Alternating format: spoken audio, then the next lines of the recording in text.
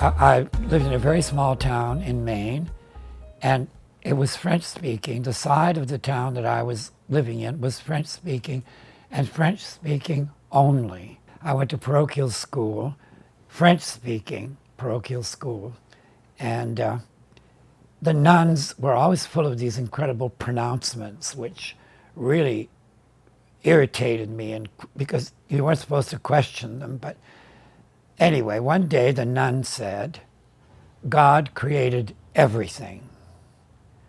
So I raised my hand and said, everything?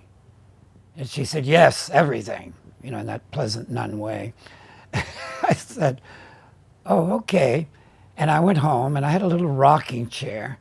And I used to rock back and forth, pre-television, back and forth, until nothing made sense to me anymore. Like I'd take a word and repeat it over and over until it didn't sound like it meant anything anymore.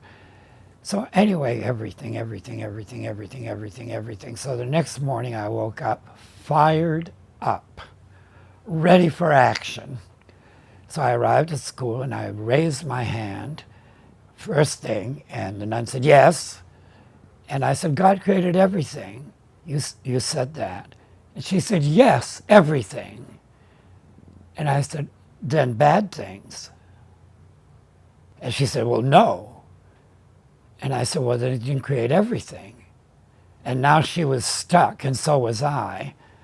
And I said, for instance, on your desk, there's a little box where we're supposed to put our little pennies and stuff to help the African orphans. Well, why doesn't God help the African orphans? Why did he create them to begin with? What was that about? Well, she was fucking livid. And she took me by the hand and took me across the street, left the class there. I'm sure they were all throwing spitballs and stuff. And took me to the priest, and the priest took me by the hand and walked me home. And of course, my parents were furious.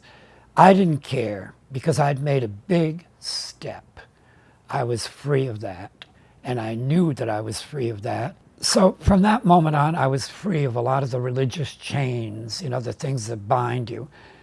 Because I also knew, as I still believe, that everybody is God in themselves.